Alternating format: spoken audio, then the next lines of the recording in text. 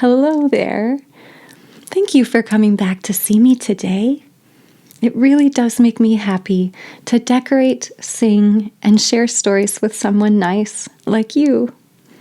And are you ready to find out what's in our Advent calendar for today?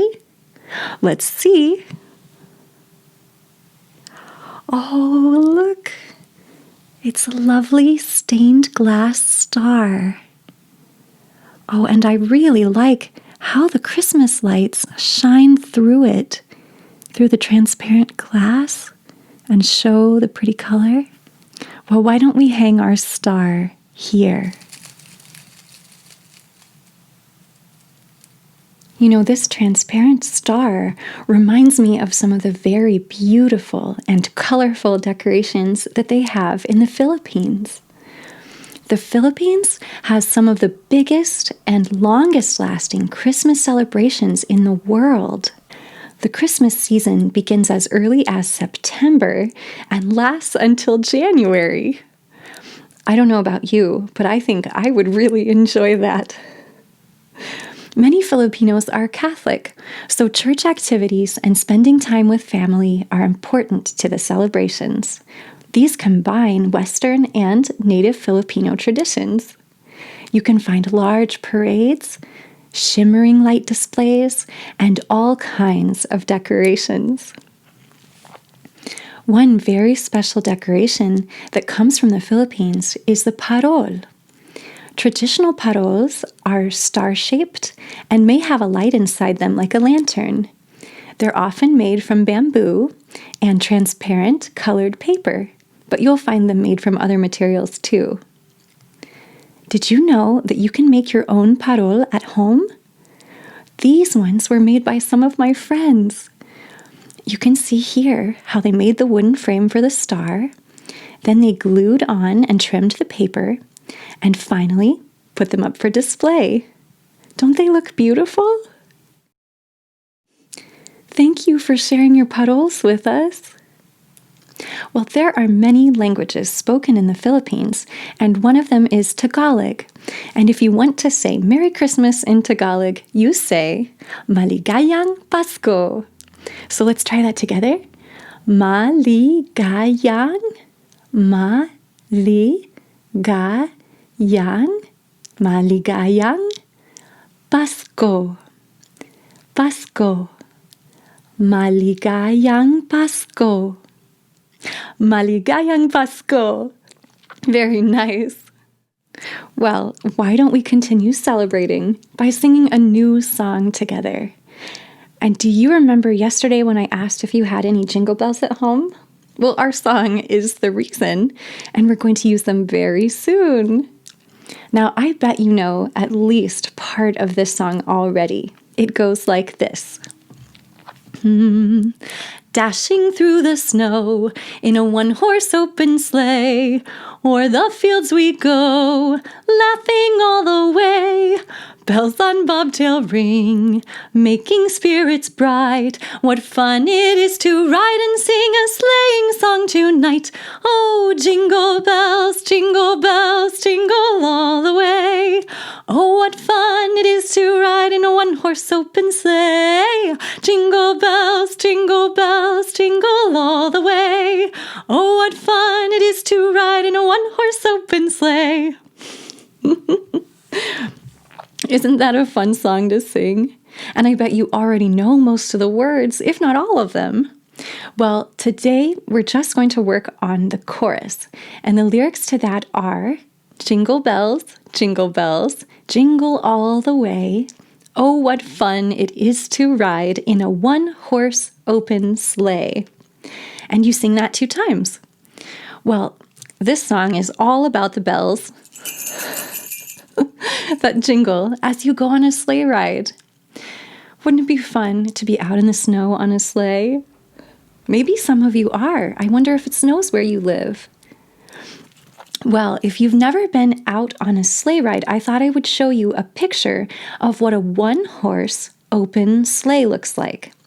It's just like this, a sleigh kind of like Santa has, with no roof, that's why it's open, pulled by one horse. A one-horse open sleigh. And before we had cars, people in snowy areas used to travel regularly on sleighs pulled by horses. It could be hard to hear or see other people who were on the road because horses and sleighs are very quiet. And the snow can also make the sound less strong too. It can dampen the sound. So to help other drivers know that you were on the road, people would put bells on their horses. And that way they would make more noise. So that's why we have bells on sleigh rides. And speaking of bells, these ones are mine. They're on little snowflakes. So if you happen to have some bells with you, why don't you jingle them with me as we sing? So again, our lyrics are, jingle bells, jingle all the way. Oh, what fun it is to ride in a one-horse open sleigh. Well, are you ready to try singing that 2 times with me? Okay, here we go. Dum, dum, up here. Jingle bells, jingle all the way. Oh, what fun it is to ride in a one-horse open sleigh. Jingle bells, jingle all the way. Oh, what fun it is to ride in a one-horse open sleigh. Let's sing it one more time. Jingle bells, jingle all the way. Oh, what fun it is to ride in a one-horse open sleigh. Jingle bells, jingle all the way. Oh, what fun it is to ride in a one-horse open sleigh. Hey! Well, great job. That was a lot of fun for me, and I hope it was for you too. And Sasha isn't here right now to show you this, but she actually had heard Jingle Bells earlier too.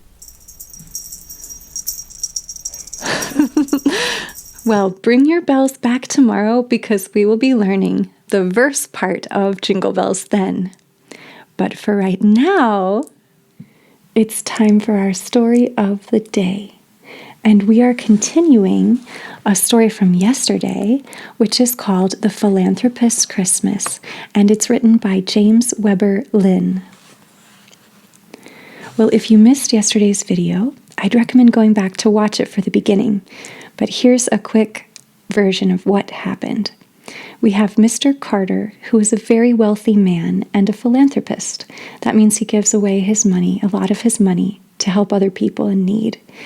Well, he has lost his dog recently, and while he was out on a walk, he met a little boy who asked him to come and pretend to be Santa Claus for a sick friend. The friend's name is Bill. And Mr. Carter wasn't going to do it, but then he found out that Bill had recently gotten a dog, and the dog maybe was Mr. Carter's missing dog. And so Mr. Carter and the boy went back to the family's home, which was in a tenement building, and they brought a Christmas tree, and we were just hearing that the boys in an organization that helps other people were going to give Bill and his family a Christmas with a Christmas tree and gifts and everything. And so right now Mr. Carter is getting ready to go in and pretend to be Santa Claus, but really to see the dog. And so we'll find out what happens. The boy who brought Mr. Carter over was just saying, "Now Bill's got to see Santa Claus. I'll just go in and tell him, and then when I holler, Mister, you come on in and pretend you're Santa Claus." And with incredible celerity, the boy opened the door at the opposite end of the room and disappeared. "Madam," said Mr. Carter in considerable embarrassment, "I must say one word. I am Mr. Carter, Mr. Alan Carter. You may have heard my name." She shook her head. "No, sir." "I live not far from here on the avenue. 3 weeks ago I lost a little dog that I valued very much. I have had all the city searched since then, in vain. Today I met the boy who has just left us. He informed me that 3 weeks ago he found a dog which is at present in the possession of your son. I wonder, is it not just possible that this dog may be mine?" Mrs. Bailey smiled. "Oh, I guess not, Mr. Carter. The dog Jimmy found hadn't come off the avenue, not from the look of him. You know there's hundreds and hundreds of dogs without homes, sir. But I will say for this one, he has a kind of way with him." "Hark," said Mr. Carter. There was a rustling and a snuffling at the door at the far end of the room, a quick scratching of feet, then woof, woof, woof. Sharp and clear came happy, impatient little barks. The philanthropist's eyes brightened. "Yes," he said, "that is the dog." "I doubt if it can be, sir," said Mrs. Bailey deprecatingly. "Open the door, please," commanded the philanthropist, "and let us see." Mrs. Bailey complied. There was a quick jump, a tumbling rush, and Skittles, the lost Skittles, was in the philanthropist's arms. Mrs. Bailey shut the door with a troubled face. "I see it is your dog, sir," she said, "but I hope you won't be thinking that Jimmy or I—" "Madam," interrupted Mr. Carter, "I could not be so foolish. On the contrary, I owe you 1,000 thanks." Mrs. Bailey looked more cheerful. "Poor little Billy," she said. "It'll come hard on him losing Pete just at Christmas time. But the boys are so good to him. I dare say he'll forget it." "Who are these boys?"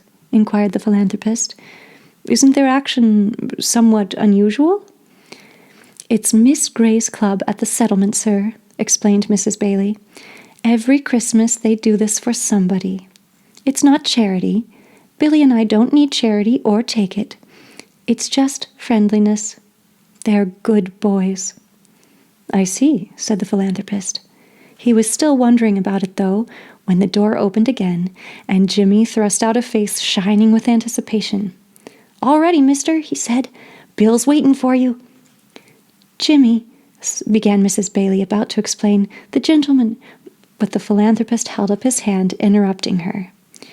"You'll let me see your son, Mrs. Bailey?" he asked gently. "Why, certainly, sir." Mr. Carter put Skittles down and walked slowly into the inner room. The bed stood with its side toward him.